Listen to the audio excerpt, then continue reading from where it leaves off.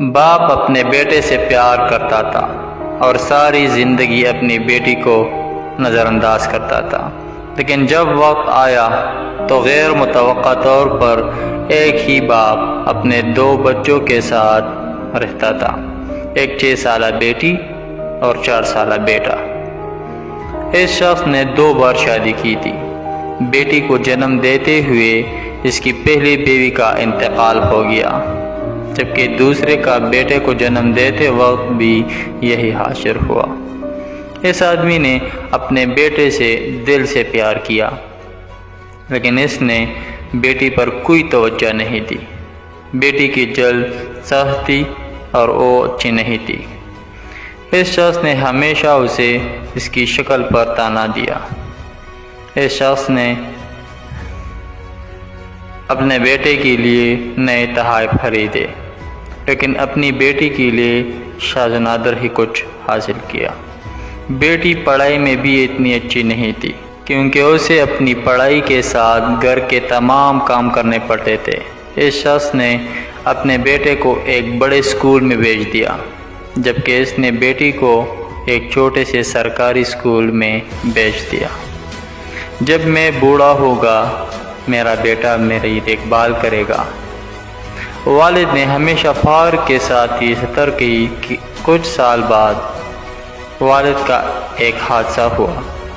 اس نے اپنی بینائی کھو دی۔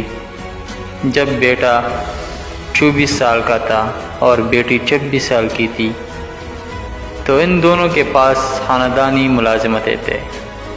نابینا باپ کی دیکھ بھال کے لیے بیٹی نے نوکری سے چھٹی لی، جبکہ بیٹے نے اپنے والد سے ملنے کی بھی پرواہ نہیں کی۔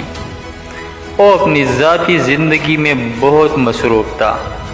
بیٹی نے تمام میڈیکل بل ادا کیے، حالانکہ بیٹے کی ملازمت بہتر تھی۔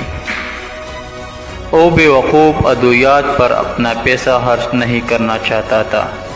بیٹی اس کے اندھے باپ کے ہاتھ اور آنکھیں بن گئی۔ اس نے اسے دن میں 3 بار چمچ کھلایا۔ پورے 1 سال کے بعد آخرکار اس نے اپنے والد کے آپریشن کے لیے کافی رقم اکٹھی کی۔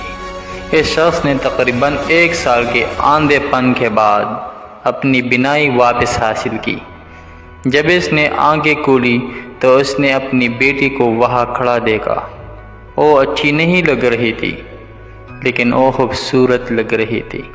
میرے بچے میرے پاس آؤ، باپ نے روتے ہوئے کہا۔ مجھے معاف کرو، اور بیٹی کو زور سے گلے لگایا۔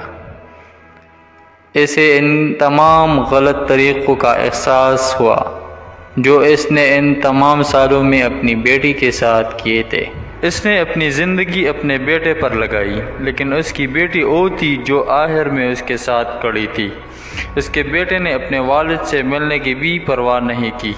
اس شخص نے وہ غلطی سیکھی جو آج کل زیادہ تر والدین کرتے ہیں، اپنے تمام بچوں سے یکساں محبت کرے، یہ بات یقینی بنائے کہ وہ عاجز اور مہربان ہوتے ہیں۔